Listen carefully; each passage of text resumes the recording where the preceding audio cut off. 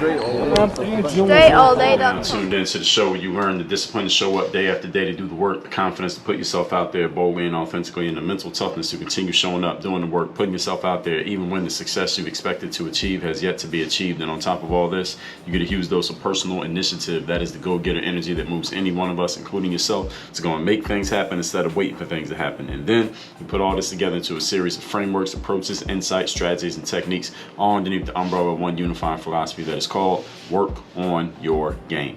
My name is Baldwin, also known as Dre All Day, and welcome to the show. And today's topic is why you should charge and why you should also pay higher prices. I'm going to tell you why you should move yourself into this bracket of charging more and paying more when you have the opportunity to do so, when you have a choice. I'm going to explain why that is, and I'll make it logically make sense for everybody in this episode. But before I do any of that, let me remind everyone, I send out a text message every single morning for free called the Daily Motivation. You want to get that message, just text me at my number 305-384-6894, and every day when it goes out tomorrow morning, you'll be getting it. And every day subsequently, as long as you are in the text community, you keep your phone on. Secondly, workonyourgameuniversity.com is where you take your next step to work with me. This is where you get access to all of our courses. You can get lifetime access to all that stuff like Bulletproof Mindset, ASAP Confidence, the Work on Your Game System, the Business Builder course, and more, as well as where you can be coached by me. If you want to work with me directly, have me work with you specifically on your challenges for your needs and the things that you need addressed and answered, go to workonyourgameuniversity.com. That's where you can see all your options to get started and work with me directly and get access to all the courses at Work on Your Game University. And you probably heard the ad for it already, but AG1, newest sponsor of the Work on Your Game Masterclass. Any of you who is not really conscious and you're not really super detailed about what you put in your body, meaning you are not making sure that every single meal you eat is balanced, if you're not counting your macros, you're not the type of person who does that, then I guarantee you that you are probably short on some macro and micronutrients that need to be in your body. That's basically all the stuff that keeps your body balanced. You're not getting it all from the stuff you're putting in your body if you are not really tracking it and thinking about it. As you hear me talk about on the show all the time, if you're not tracking and thinking about the stuff that you're doing, you're probably not doing it as well as you could. You could be doing it. That's why you have things like supplements, and AG1 is a supplement by Athletic Greens. And if you are watching on video, you can see this is what I'm going to take tomorrow. So it's 8 ounces of water, 1 scoop of the Athletic Greens AG1. You shake it up in the bottle like so. I'm just shaking the bottle if you're listening to this on audio. And then all you do is drink this. And it has no strange aftertaste. It doesn't like coat your stomach or make you feel sick or anything like that. You can take this on the go. You can take this in your car with you. You can drink this right when you wake up first thing in the morning, and there's no aftertaste, no nothing. So if you like to drink coffee or you like to eat a big meal at breakfast, this will not disturb that process. But you need this because you need the stuff that is in it. 75 naturally sourced vitamins and minerals inside of this supplement. Again, go to the link that is down below, which is athleticgreens.com/workonyourgame, where you can order your first month supply of the AG1 by Athletic Greens. In addition to that first supply, because they're working with us, we're going to give you a year of D3K2 plus 5 travel packs to take with you. So when you're traveling, you're on the road and you're like, man, I can't have my normal supplements, or you don't like packing all that stuff, all you gotta do is grab the travel packs, throw them in your suitcase or your purse or wherever you travel with, grab this bottle which comes with it. So this is not a bottle, this is not my bottle. They give you this bottle that I'm holding in my hand. It's a little 8-ounce plastic bottle with a metal lid that you can take with you, pack that in your suitcase, and boom, you get your AG1 while you are traveling. Again, athleticgreens.com/workonyourgame. If you have not yet tried that out, especially those of you who are watching your health, even if you're not an athlete or you're not a person who goes to the gym every day, you need it even more, because you definitely probably are not tracking what you're doing with or putting in your body. You need these supplements because these supplements are going to help you get back to neutral. Supplement technically means extra, right? Supplemental is extra, but many of you are already working at a deficit, so you need the extra, quote unquote, to get back to neutral, if you get what I'm saying. So athleticgreens.com/workonyourgame. That link is down below in the description. Every link that I mentioned already is all down below in the description. So go get that AG1 by Athletic Greens. Is also a way for you to support the show if you are looking for ways to do so. So with all that said, let's get into the topic. Why you should charge and pay higher prices.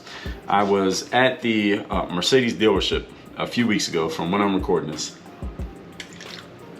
and I was getting some service done on a vehicle for a battery issue. No, at least the dashboard told me there was a battery issue. I mean, the car was operating just fine, but the dashboard said something wrong with the battery, you need to stop driving, etc., etc.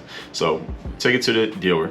And the service department I've been to a lot of service departments for a lot of different types of vehicles, and just random body shops and auto repair places that weren't specific to a vehicle.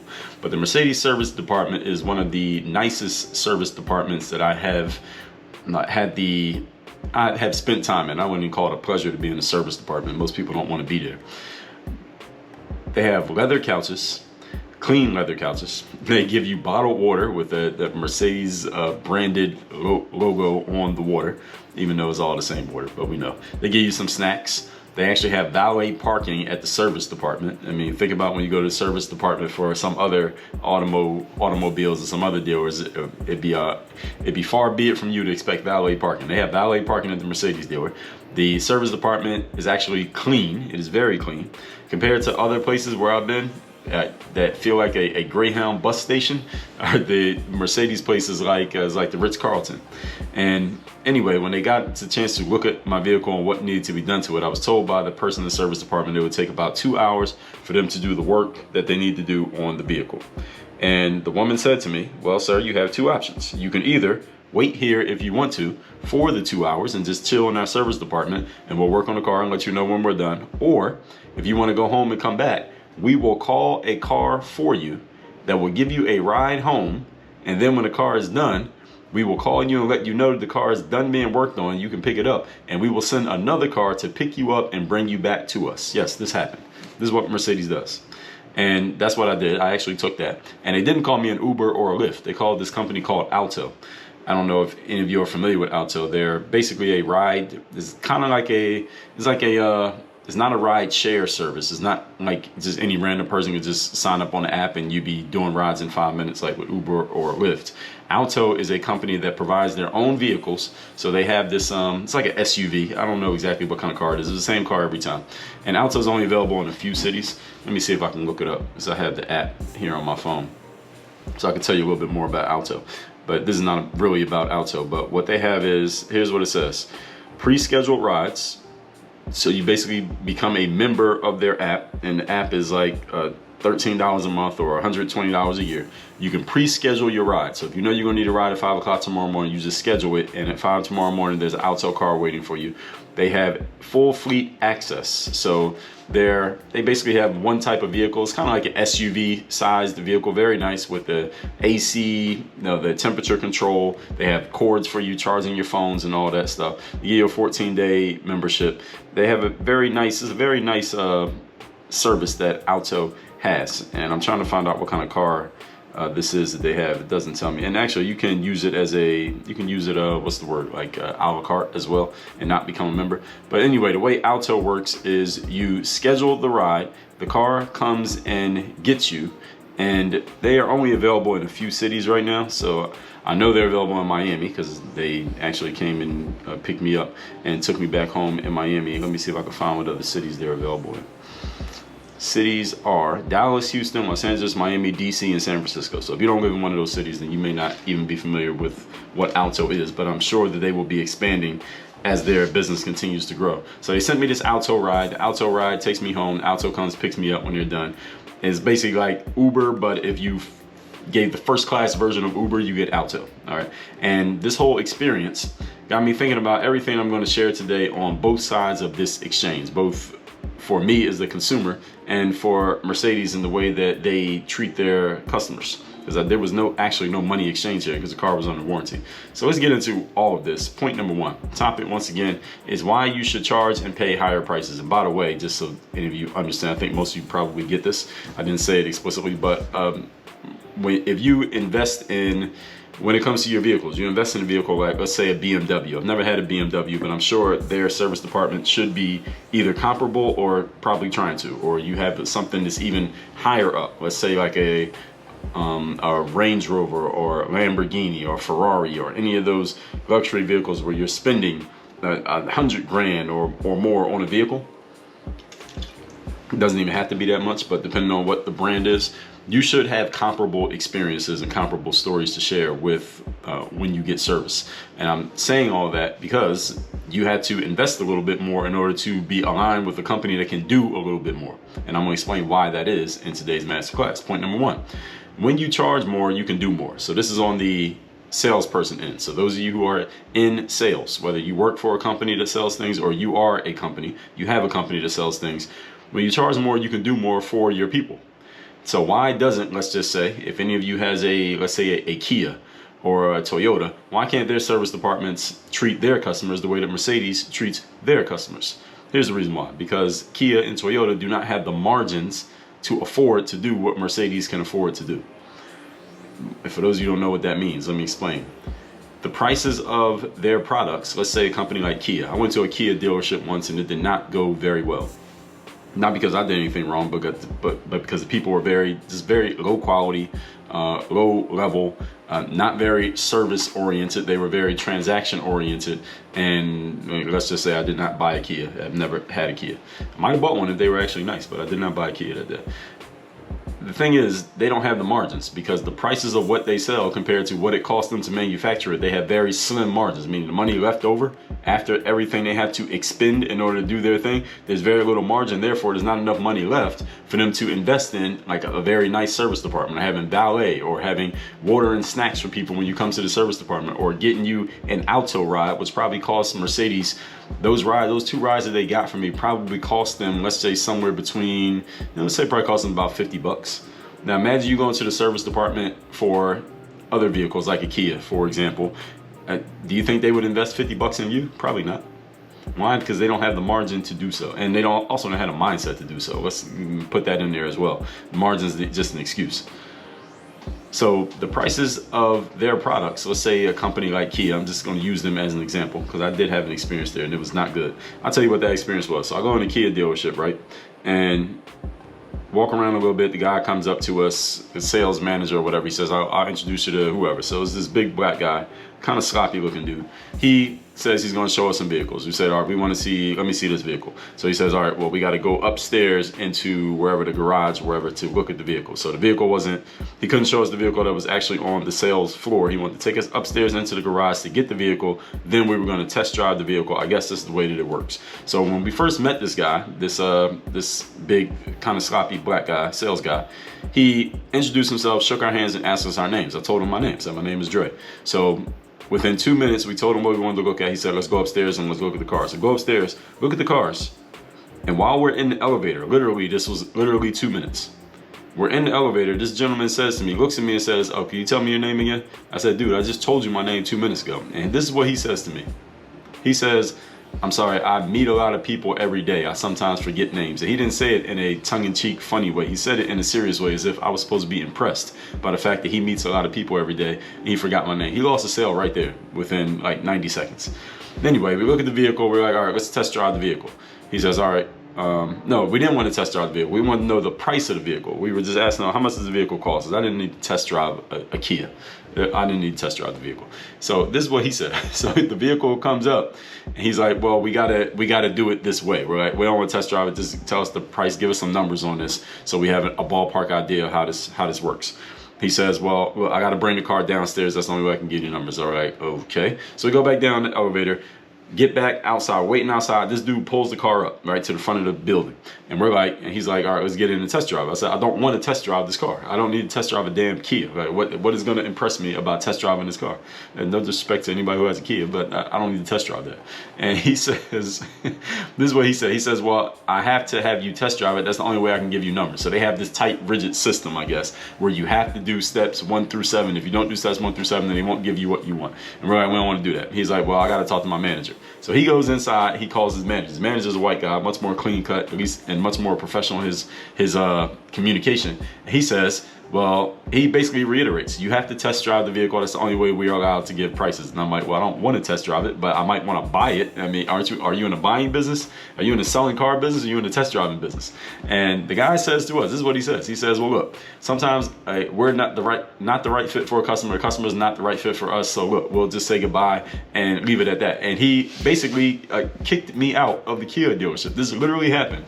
This guy was not going to tell me the price. And since I wouldn't take a test drive, he was is not willing to cooperate, and this is why Kia is Kia, and is also why Mercedes is Mercedes. So now, with all that said, looking at a company like Kia, that's why I'm using them as an example here, and I feel justified in doing so because of my lived experience. That Mercedes charges high enough margins that they can do things like offer an Alto ride back home and then come pick you up. They can have a cleaner service area, nicer couches. And if you want to give your clients, your customers, nice stuff, I'm talking to you as a salesperson now. If you want to give them nice stuff, you want to give them an A+ experience, well, you need to charge A+ prices, because that allows you to do two things. First of all, when you charge A+ prices, guess who you're going to attract? You're going to attract A+ customers. And when you attract A+ customers, they will expect an A+ experience. And because you're charging A+ prices, you have the margin with which to give them what they expect. So you see how all of this stuff connects? See, this is why I didn't belong in a Kia dealership, and it makes perfect sense that I got kicked out of the Kia dealership because I shouldn't have been there in the first place, and I will never be back. And there are people who would have walked in there and would have followed that process exactly as they wanted it followed. And hey, look, hey, no knock to anybody here who has done that. Maybe there are some Kia drivers who are listening to this. I just want you to understand that there's another option. All right, it doesn't have to be that way. You do not have to accept that. Charging higher prices, folks, is not just an ego thing. It is a practical thing that empowers you to give more value to the people who you serve. This is one of the common challenges I see with many entrepreneurs who give away a lot of value for way too little of a price. And then they're feeling messed up. I know a whole bunch of entrepreneurs, especially who are in service-based businesses.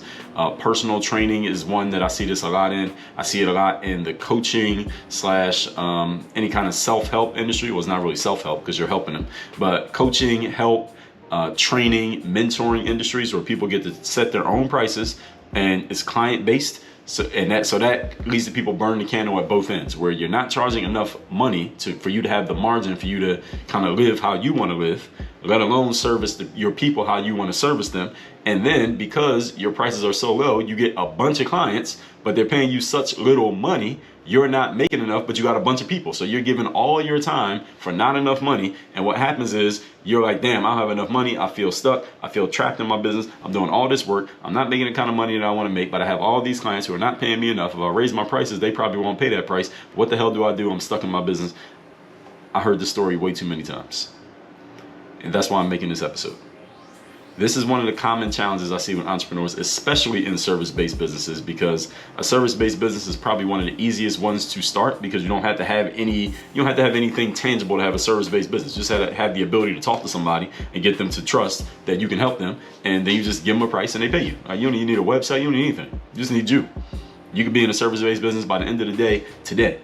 And this is why so many people get into it. But since they don't understand the principles or the strategies, they're just going off tactics. And what they end up doing is squeezing themselves to death in the exact scenario that I just explained to you.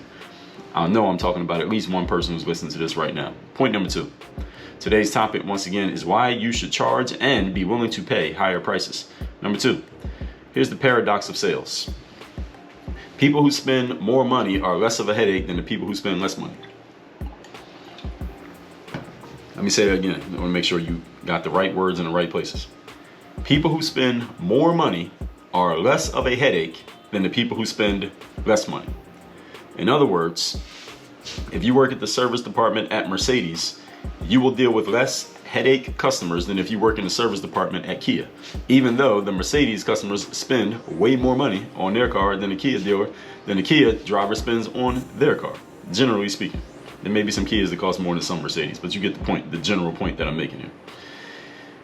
If you're in sales, if you've been in sales for 5 years or more, you already know this. And if you're new to sales and never been in sales before, here's the truth you should understand. Your biggest headaches in sales will come from your lowest revenue clients. Meaning the people who pay you the least will demand the most, and they will have the most problems. They will cause the most headaches. They're the ones that are the biggest banes of your existence, are the people who spend the least amount of money with you. The easiest people to deal with are the people who give you the most money. It seems paradoxical that wouldn't even make sense, right? But it makes sense. Any of you who's been in sales will co-sign what I'm saying.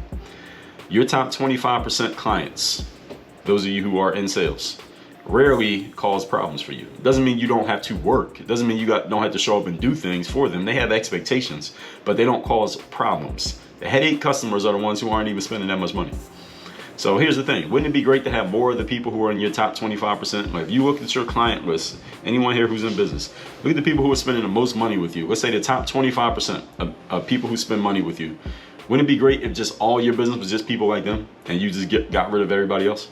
I mean, you don't have to get rid of them, but let's say you didn't have to deal with them as much. Wouldn't it be great if that was your whole business? So you would have more money, you would have fewer problems, and probably less demands on you, because the people who spend more money really aren't really that demanding of you because they got their own stuff going on. They get what they get from you, but they're not like trying to milk you out of they're not trying to squeeze every ounce of juice out of you just because. See, this is possible. You can do this. And guess where it starts? It does not start with your prices. It doesn't start on your website. It starts with your mindset. It starts with you understanding the essence of today's masterclass of why you should charge and pay higher prices. Then there's a strategy for actually doing it, because there needs to be a process for that, and the system that makes this work in the long run. And there's a process for that. And I have programs that help people do this exact thing I told you about, Work on Your Game University, at workonyourgameuniversity.com. So if you want to make more money, have fewer headaches, have more time to spend with your ideal clients who pay you the most money, here's all you got to do.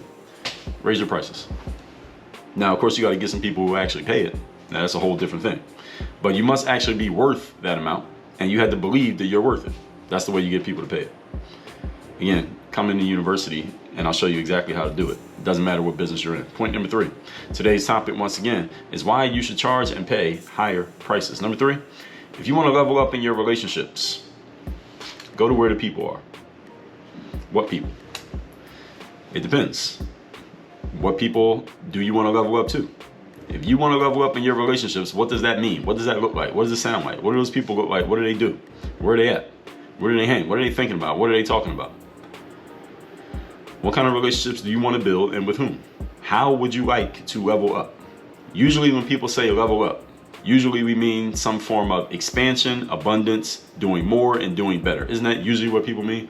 I was on a call with a young lady the other day, and she was saying, well, one of the things that I want to do in business is I want to build better relationships with higher quality people, and just engage and maybe mastermind with people and just be around people who are higher quality, higher level individuals. And I said, okay, well, what kind of people are you talking about? Where would you meet these people? And she said, well, I want to go to networking events, I want to go to conferences, I want to do this and I want to do that. She was naming all these kind of places that she would go where the kind of people who she wanted to meet exist.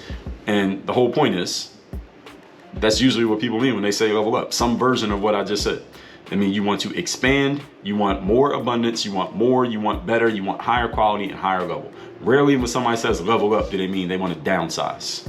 That's not what level up means. If you want to level up in any area that involves money, and almost everybody does, that probably means you want to make more money. Isn't that usually what you mean when you say level up? You don't mean spend more money, you mean make more money. But you don't have a problem spending more money if you're making more, right? So increasing your revenue in business happens in 3 distinct ways. A, get more customers, more people giving you money. B, get more frequent transactions. In other words, the number of people who are giving you money, just get them to give you money more often. And C, get people to spend more money in every transaction. So you can have the same number of transactions, just make them be bigger. So instead of your average cart value, as we said, the average transaction size being $10, what if it was $100? And you had the same number of customers, same number of transactions, you made 10 times the money. All right, so if you can do one of those 3 things, or all 3 ideally, you'll make more money. If you're ready to do this, go to workonyourgameuniversity.com and let's do it. All that said, let's recap today's class, which is why you should charge and pay higher prices. I'm not going to recap the story I told you about Mercedes and Alto. Rewind to the beginning if you want to hear it again. The whole point is that companies who charge higher prices attract people who are willing to spend more money, and they can give, and everyone in that process gets a better experience, even the salesperson and the customer. Point number 1, when you charge more, you can do more.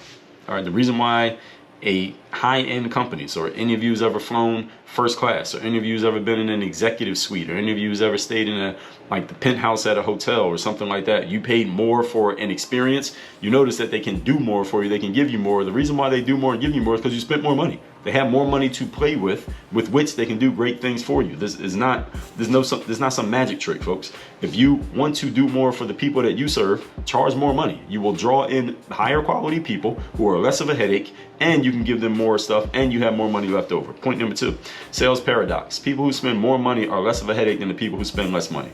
Seems strange, but it is 100% true. If you're in sales, you know this. Your top 25% clients rarely cause you any problems. It's the people in the bottom 75%, usually the bottom 25%, that are the biggest headaches, the ones that you should fire and you would fire if you could afford to do so. And if you can afford to do so, you just haven't done it yet because you're just hesitating to do so. So it starts with your mindset to getting around to getting rid of those folks and getting more of the higher level folks. Then there's a strategy of doing it and the system to make it work. But you got to believe that you're worth it and believe that people will give it to you. Point number 3, if you want to level up in relationships, you got to go to where the people are. Usually that means, first of all, we got to figure out what kind of people you're talking and what kind of relationships you want to build. And usually when people say level up, they mean to expand, to have more abundance. They want to be more, they want to do better. Rarely doesn't mean downsizing. So if you're talking about leveling up involving money, that means you want to make more money. And if you're looking to make more money in your business and in your life, there are 3 ways to do it. Get more customers, more frequent transactions, or more money spent per transaction. And if you want to learn how to do that, go to workonyourgameuniversity.com. Schedule a call with me and let's talk about how we can do it in your space, in your business, in your career. Secondly, text me. Tell me the best insight you got from today's class. My number is 305-384-6894. Work on your game. Dre all day.